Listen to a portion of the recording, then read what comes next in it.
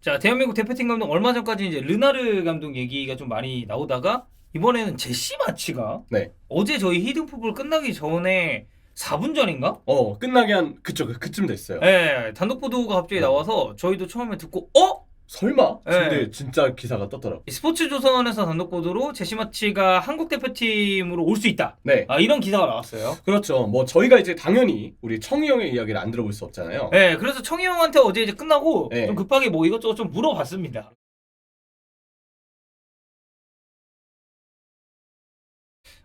물론 이제 결과가 어떻게 나올지 모르지만 지금 나오고 있는 정황상으로는 그래도 이제 외국 감독들이 계속 거론이 네. 되고 있고 이제 뭐 그런 K리그나 뭐 중간중간 뭐 시즌에 뭔가 감독이 갑자기 뭐 바뀌는 네. 그런 거는 아직까지는 뭔가 동향이 없는 것 같아서 네. 뭐 K리그 팬들 입장에서는 참 다행인 그런 요소긴 합니다.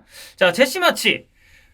뭐 비교적 최근까지 우리가 프리미어리그에서 본 감독이라. 그렇죠. 네. 저는 그리고 잘츠부르크 때부터 제시 마치 감독의 축구를 너무나도 익숙하게 봐왔어요. 그렇죠. 네. 제시 마치 그때 잘츠부르크 전담 중계하고 리즈 유나이티드의 감독일 때, 리즈 유나이티드 감독일 때 하필 리버풀을 잡았어요. 그때 재중계였어요. 그때 첼시도 잡았어요. 맞아요. 3대0인가로 이겼어. 리즈 유나이티드가. 그때 뭐 골 들어갈 때마다 하면서 어퍼컷하고 그 리버풀 원정에서 안필드에서 그 팰리스에게 지기 전까지 리그에서 리버풀이 마지막으로 졌던 게 리즈였어요.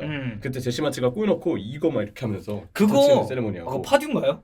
파드는 이거. 네. 근데 파듀는 그러고 졌어. 그거 졌어. 네. 근데 그때 마치는 이겼습니다. 아니 제가 이제 그때 이제 2020 그러니까 제시 마치가 2021, 2022 시즌 막판에 리즈에 부임해가지고 결국 잔류 이끌고 그리고 그 다음 시즌부터 이제 정식 감독으로 쭉 이제 갔다. 그러니까 뭐 그때도 정식 감독이긴 했지만 온전하게 프리시즌을 이제 제시 마치가 처음 보낸 거는 2022, 2023 시즌이었는데 그때 제가 제시 마치의 리즈와 그 황희찬의 울브스 그때 그 경기를 중계했는데 황희찬이 그때 어시했거든요. 네. 근데 경기는 리즈가 2대1로 이겼어요. 시즌 초반에 그때 리즈가 되게 좋았단 말이에요. 왜냐면 그때 당시에 제시 마치가 추구했었던 게 일단 기본적으로 컨셉 자체가 공격 축구였고 그리고 이 감독 특성상 압박을 굉장히 또 선호하기 때문에 그래서 초반부에 성적이 꽤 괜찮았어요. 리즈 유나이티드가. 근데 이게 갈수록 약간 떨어지는 그런 페이스를 보여서 사실 오늘 우리가 이제 짚어볼 거는 이 감독이 어떤 특징을 가지고 있는가 그리고 장점이 있으면 당연히 우려점도 따라올 것이기 때문에 이런 점에 대해서만 저희가 간략하게 한번 보도록 하겠습니다. 일단 기본적인 포메이션은 뭐 4-4-2 사두두들에 좀 가깝죠. 두 명의 좌윙은 거의 공격형 미드필더처럼 프리롤에 가깝게 쓰면서 잘츠부르크 때는 소보슬라이랑 미나미노 그리고 이제 황희찬과 홀란 지금 보면은 진짜 대단한 공격진이긴 했어요. 소보슬라이만 빼고 언급한 4명 중에 2명이 무려 전현 리버풀의 선수단 아닙니까? 그것도 맞네요. 어쨌든 그런 것처럼 이 4-4-2, 4-2-2-2 이 상황에서 이런 공격적인 축구를 덕현이 형 말씀처럼 선호하는데 대체적으로 이 감독의 스타일은 일단 빠르게 공격진형으로 볼을 보낸다. 좀 전환을 많이 중시하는 스타일이죠. 그 과정에서는 좀 긴 패스도 좀 적절하게 섞어 쓰는 편이에요. 물론 이제 짧은 패스보다는 제가 볼 땐 주로 긴 패스가 좀 많기는 한데 어쨌든 빠른 공격으로의 전환을 중시한다. 왜 그러느냐? 빠르게 전환을 해야 그대로 팀이 라인을 바짝 끌어올리면서 역동적인 압박을 집중할 수 있고 그게 높은 위치의 압박으로 이어지면서 자연스럽게 상대보다 에너지 레벨이 앞서는 축구를 할 수 있거든요. 그러니까 아무래도 이게 후방부터 짧게 풀어가는 스타일이랑 좀 다이렉트하게 붙여주는 거랑 라인 올리는 속도에서는 뭐 차이가 어느 정도 날 수밖에 없으니까. 그렇죠. 그래서 이제 지향하는 이 축구는 제시 마치는 항상 빠르고 역동적인 축구다. 그걸 위해서 기본적으로 빠른 전환, 그래서 긴 패스의 전환도 꽤 자주 사용하는 편이고 그리고 역시 라인을 올려서 높은 위치에서 압박을 하는데 그에 따른 수비에 대한 리스크는 리즈 때도 뭐 라이프치히 때는 특히 더 그랬고 그리고 라이프치히 때는 결과적으로 실패했고 그때 라이프치히 팬들이 엄청 싫어해요. 그땐 그게 완전히 문제가 되는 바람에 아무래도 빅클럽에서는 조금 애를 먹었다라고 볼 수 있겠고 이게 클럽팀에서는 이러한 이 스타일이 사실 조금 단조로울 수 있어요. 왜냐면 클럽팀에서는 한 팀을 오랫동안 이제 계속해서 전술도 만들고 선수도 구성하고 그러고 계속해서 매 주마다 리그 경기를 가지기 때문에 팬들은 조금 더 다양한 경기 스타일을 원할 수 있는데 제시 마치가 이 본인의 어떤 그 체계, 본인의 어떤 철학에 따른 경기 운영이 안 됐을 시 그거에 대한 변화를 줘야 되는데 그 변화가 좀 애매할 때가 많았거든요. 라이프치히 때도 그랬고 리즈에서 안 좋을 때도 물론 그때는 스쿼드 문제도 있었지만 그런 문제를 결국 극복하지 못하면서 클럽팀에서는 경질이 됐는데 대표팀은 클럽팀하고 상황이 다르잖아요. 그쵸. 여기는 소집이 제한적일 수밖에 없고 음. 매일매일 훈련을 하는 게 아니라 딱 그 기간, 그러니까 A매치 브레이크에 맞춰서 네. 짧게 조직력을 좀 다져가야 되는 팀이니까. 그렇죠. 그러면 이제 대표팀은 저는 클럽팀보다도 좀 더 선수 개인 능력 극대화에 초점을 두는 것이 대표팀이 좀 더 용이하고 또 그래야 한다고 보는데 지금 우리 선수들의 개인 능력은 아주 좋고 또 그 상황에서 제시마치의 이런 약간의 다이렉트한 축구 그리고 선수들의 에너지를 마음껏 활용하는 축구는 선수들 개개인의 능력을 짧은 시간에 극대화하는데도 어쩌면 이로울 수 있다. 제시마치에게도 클럽팀보다는 대표팀이 왠지 나은 부분이 좀 있지 않을까 싶고 우리에게도 이러한 공격적인 스타일의 성향은 수비적인 변수는 어떻게 우리가 극복을 할지 봐야 되겠지만 마치가 왔을 때 좀 기대볼 만한 부분은 좀 있을 거라고 생각합니다. 네, 일단은 제시마치에게 제일 이제 좀 우리가 초점을 맞춰야 되는 건 그래도 비교적이 아니지. 진짜 정말. 최근까지 빅리그에서 이제 지도를 한 경험. 물론 실패했지만 분데스.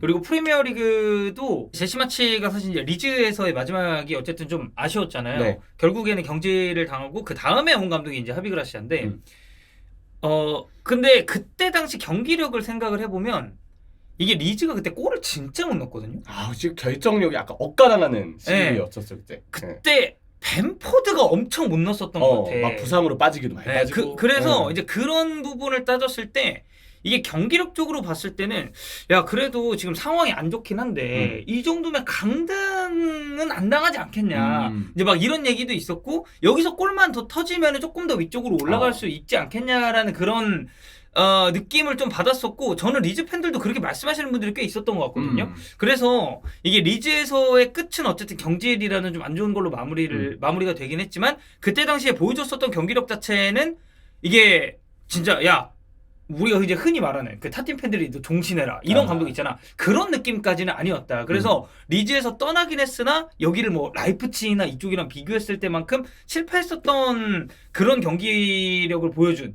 그 정도의 시기는 아니지 않았나. 네. 좀 그런 의견은 있습니다. 이 빅리그 지도 경험이 딱 직전 팀이 프리미어리그였기 때문에 그냥 감독으로서 이력만 보잖아요. 정말 이력이나 흐름으로 보면 벤투보다 위에 있는 감독이에요. 아 그렇죠. 왜냐면 그 전까지 벤투 감독은 어쨌든 중국에서의 그런 좀 좋지 못했었던 커리어가 있었으니까. 그렇죠. 그래서 약간 내리막을 겪고 있을 때 벤투가 온 반면 뭐 마치 감독도 당장 본인의 어떤 위치는 내리막일 수 있지만 근데 그 내리막의 정도가 지금 프리미어리그 아닙니까? 그렇죠. 그러니까 프리미어리그에서 이렇게 내려온 거랑 아시아 쪽 리그에서 한 거는 또 여전히 차이가 있으니까. 그래서 이러한 이 빅리그 지도 경험 마지막 직전 팀에서 빅리그의 팀을 맡았던 거에 그 다음에 바로 대표팀으로 오게 된 사례는 히딩크 이후로 처음인 것 같아요. 그 이후에 이 우리나라 대표팀의 감독을 보면 다 다른 대표팀을 맡았는데 그게 좀 빅클럽이 아주 큰 규모의 국가가 아니거나 아니면 뭔가 클럽팀에서 빅리그가 아니거나 그런 경우들이 많았거든요. 아니면 K리그 감독이 갑자기 이제 부임하거나. 네, 물론 이제 제발 좀 시즌 중에 감독 배가는 일이 좀 없었으면 좋겠고 현재 소속팀이 없다는 점도 제가 볼 때 장점이에요. 합류 시기가 자유롭잖아요. 그러니까 그냥 FA잖아. 그래서 그런 점도 장점이고 전술 철학이 명확하다. 그리고 잘츠부르크 시절 그 안필드에서 황희찬 선수들이 골을 넣었던 경기지만 그때 그 대단했었던 경기죠. 반다이크를 접었던 황희찬의 그 접기 드리블 그리고 그때 하프타임 때 그 제시마치 감독이 선수들에게 이런 얘기를 해요. 너네는 왜 상대를 배려하면서 뛰냐? 반칙 개수 봐라. 지금 터무니없이 적다. 그래서 공격으로 전환할 때 압박을 할 때 좀 더 거칠게 달라붙어라 하면서 그 1분 동안 막 연설을 한 내용이 있는데 그게 레드불 광고에도 막 쓰이고 그랬던 걸로 기억하고. 약간 그 르나르 그 메시랑 사진 찍고 싶냐? 약간 이런 느낌이잖아. 그렇죠. 매니징 능력이 어느 정도 각광된 인물이다. 라는 점도 제가 볼 땐 좀 플러스 할 만한 요인이고 잘츠부르크에서는 2시즌 연속 더블을 달성했어요. 여기서는 분명히 성과가 있었어요. 그러니까 잘츠부르크 때 기대를 받았고 근데 이제 그 이후에 어쨌든 같은 계열이잖아요. 라이프치히로 넘어가서는 뭐 냉정하게 실패를 했고 그리고 프리미어리그에서 좋지 않았지만 잘츠부르크에서 보여줬었던 이 감독의 비전이나 전체적인 전술적인 컨셉 그리고 지향하고자 하는 전술적인 철학은 꽤나 명확했었다. 그리고 그렇죠. 그에 따른 성과도 있었고 그리고 이제 제일 중요한 대표팀 이 어떤 시스템을 그래도 이해하려면 대표팀이라는 어떤 그 시스템에 대해서의 감독이 되었건 코치가 되었건 경력이 필요한데 다행히 제시마치는 미국 대표팀의 코치 경력이 있습니다. 이제 브래들리 감독 시절의 코치였고 그렇죠. 브래들리 감독은 이제 예전에 스완지 시티 감독도 잠깐 했어요. 기성용 선수 스승이기도 했었습니다. 네. 자, 근데 저희가 말씀드렸듯이 제시마치 감독도 항상 성공적인 커리어를 달려온 건 아닙니다. 그래서 자연스럽게 우려점도 우리가 얘기를 해야 되는데 앞서서 우리가 그 특장점 얘기하고 그 전에 좀 설명하면서 제일 먼저 꺼내 들었었던 게 수비예요. 그렇죠. 아무래도 이제 사둘둘둘 전술의 밸런스 문제. 라이프치히에서는 좀 너무 좀 정말 과하다 싶을 정도로 이거 수비 조금 방치한 거 아닌가? 약간 그런 정도의 느낌까지 줄 정도로 안 좋았던 굴레가 있었거든요. 그래서 제가 볼 때는 이런 수비에 대한 어떤 대응은 제시마치 감독이 어쨌든 앞으로 감독 커리어를 우리나라에서 이어가든 아니면 다른 뭐 팀에서 이어가든 분명 수비적인 부분은 계속해서 좀 평가에 아주 중요한 잣대가 될 거예요. 근데 클럽 팀에서보다는 그래도 대표팀에서가 조금 더 본인의 이러한 변수를 줄이면서 오히려 선수들의 장점을 극대화하고 빠른 리듬을 살리는 데 있어서는 지금 제시마치의 감독 커리어에서도 클럽 팀보다는 대표팀이 조금 더 본인의 어떤 단점을 가리고 장점을 극대화하는 데 용이하지 않을까. 그리고 이 양반이 또 리액션이 좋더라고요. 리액션 보니까. 진짜 좋죠. 네. 네.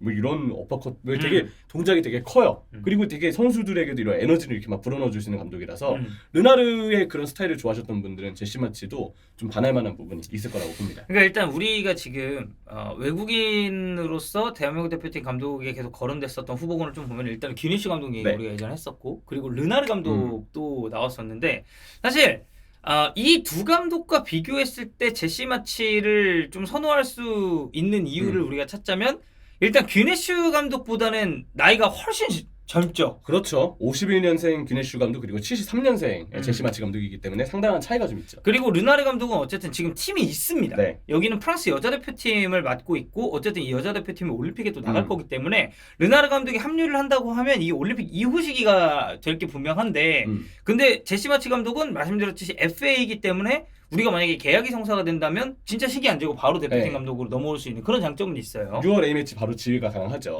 그리고 최근까지 빅리그 팀을 지휘했고 이끌었다는 점. 어쨌든 이 축구판에 현장에 뛰어들어 있었던 정말 직전까지로 뛰어들었던 사람이라는 점이 일단 메리트고 여전히 사실 저는 제시마치가 라이프치랑 리즈에서 분명 어려움을 겪긴 했지만 말씀드렸듯 리즈에서도 잔류를 이끈 성과는 있었고 저는 충분히 제시마치의 그런 나이와 또 이 감독의 그런 전술적인 철학이 확고한 점을 봤을 때 여전히 빅리그 팀에서의 경쟁력도 가지고 있는 감독이라고 생각을 해요. 특히 잘츠부르크 때 그 남겼던 인상은 이후 잘츠부르크 행보를 보면 제시마치만큼의 성공적인 시기를 달렸느냐라고 보면 그러진 않았거든요. 그쵸. 왜냐면 그때 잘츠부르크는 자국 대회 이상으로 챔피언스리그에서도 정말 뚜렷한 임팩트를 남겼기 잘했지. 때문에 그리고 그때 그걸 멤버가 좋았다지만 어쨌든 그러한 팀 자체를 결성한 것도 제시마치의 스타일이었잖아요. 저는 그런 점에서 제시마치는 사실 되게 기사가 떴을 때 진짜 의외였어요.